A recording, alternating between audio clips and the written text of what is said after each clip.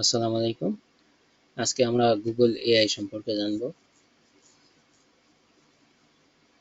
যে Google AI কিরকম কাজ করে। তো আমরা গুগলে এসে সার্চ করব গুগল এআই স্টুডিও।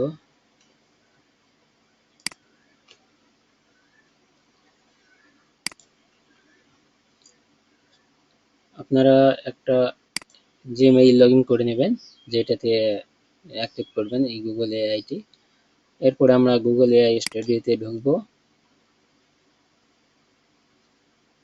তো ঢোকার পরে এখান থেকে আমরা use AI studio try Gemini এটাতে ক্লিক করে দিব। এখান থেকে অ্যাকসেপ্ট দিয়ে দিব। তো এখানে আমাদের একটা অ্যাকাউন্ট হয়ে গেছে। আমরা এখন গুগল এআই স্টুডিও আমরা এখন ব্যবহার করতে পারি।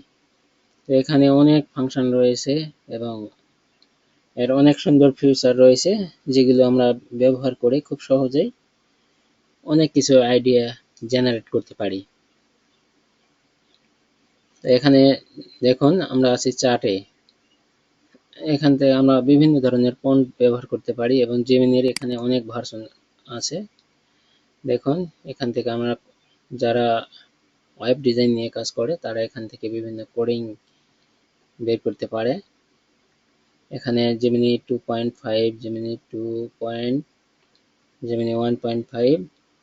আমরা যখন প্রম্পট ব্যবহার করব, বের করব, প্রম্পট ব্যবহার করার জন্য জেমিনি 1.5 আমরা সিলেক্ট করে দিব।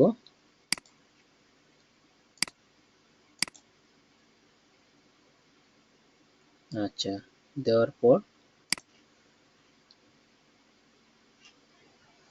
এখন আমরা এখান থেকে প্রম্পট বের করতে পারি। এখান থেকে আমরা ইমেজ প্লাস আইকনে ক্লিক করে এখান থেকে আমরা ফটো আপলোড করে দিতে পারি, রেকর্ডিং আপলোড করে দিতে পারি, তারপরে ভিডিও এখানে আপলোড করে দিতে পারি, দিয়ে এর যে প্রম্পটটা আছে সেটা আমরা বের করতে পারি। আমি একটি দেখাচ্ছি। এখানে ইমেজ আপলোডে গেলাম,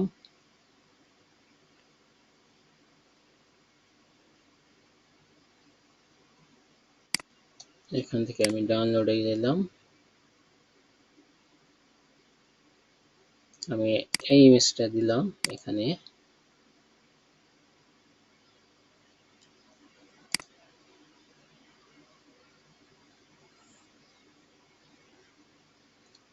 নেট একটু স্লো, যার কারণে এখানে লোড নিচ্ছে।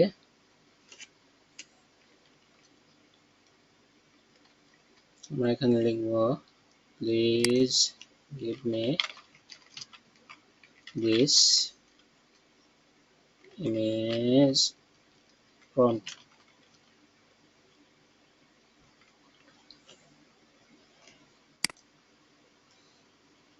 আমি রানে দিলাম। তো এখানে এখন এটি কাজ শুরু করছে।